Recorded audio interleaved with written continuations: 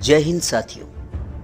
आदिवासी प्रकृति प्रेमी होते हैं जिनको आज़ाद रहना पसंद है तथा अपनी जल जंगल ज़मीन के लिए मर मिटने के लिए तत्पर रहते हैं। आज ऐसे ही जनजातियों के महान क्रांतिकारी की वीरगाथा लेकर आए हैं जिसके तीर कमान व नाम से अंग्रेज थर थर कांपते थे। जी हाँ, हम बात कर रहे हैं महान क्रांतिकारी अल्लूरी सीताराम राजू जी की। इनका जन्म 4 जुलाई 1897 को विशाखापट्टनम जिले के पौंड्रिक गांव में हुआ। उनके पिता का नाम श्री वेंकटरामा राजू व माता का नाम श्रीमती सूर्यनारायण अम्मा था। बचपन में ही अल्लूरी सीताराम राजू के पिता की मृत्यु हो गई थी, जिसके बाद उनका लालन पालन उनके चाचा श्री रामकृष्णन राजू ने की। शिक्षा प्राप्ति के लिए इनका दाखिला टेलर हाई स्कूल में तथा उच्च स्तर की पढ़ाई के लिए श्रीमती एवियन कॉलेज में किया गया, परंतु उनका मन नहीं लग रहा था और आखिरकार वे फेल हो गए। तब उन्होंने कृष्ण देवी पीठ में ध्यान लगाया और एक साधु का जीवन जीना शुरू कर दिया। यहाँ उन्होंने वैदिक, ज्योतिषी, तीरंदाजी, घुड़सवारी जैसे कलाओं को सीखा और उसमें निपुण हुए। अल्लूरी सीताराम राजू महात्मा गांधी से काफ़ी प्रभावित थे और उनके असहयोग आंदोलन में कई युवाओं को जोड़ने का भी प्रयास किया, परंतु आंदोलन वापस लेने के निर्णय से वे काफ़ी आहत हुए और फिर इसके बाद उन्होंने क्षत्रिय के रूप में रंपत क्षेत्र के आदिवासियों और वहां के युवाओं को एक कर स्वतंत्र सैनी संगठन की स्थापना की। मलाबार के जंगलों को उन्होंने अपना गढ़ बना लिया और लोगों को गोरिल्ला तकनीक से कैसे लड़ा जाता है इसके बारे में सिखाने लगे।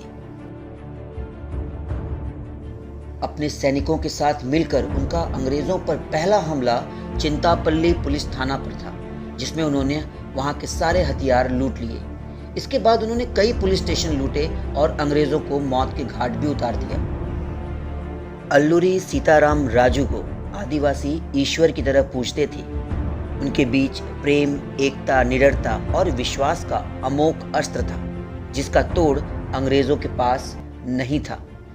स्वतंत्रता संग्राम की उस अग्नि में उन भोले भाले, गृहहीन, वस्त्रहीन व सर्वहारा समुदाय का कितना बड़ा योगदान है कि अंग्रेजों के कोड़े खाकर, लात घूंसे खाकर भी राजू को पकड़वा देना उन्हें स्वीकार नहीं था, जिस पर अंग्रेजों ने उस समय 10,000 का इनाम राशि रखा हुआ था।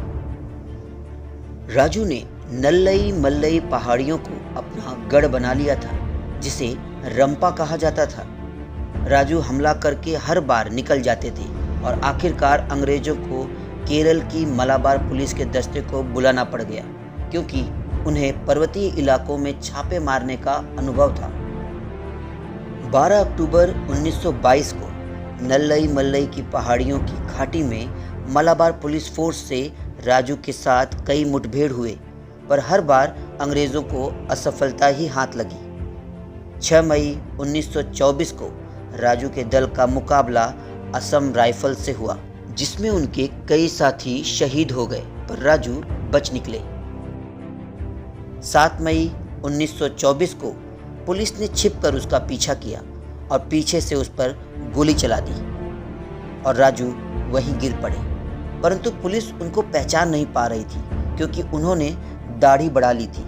पर राजू ने खुद अपना परिचय दिया कि मैं ही सीताराम राजू हूँ।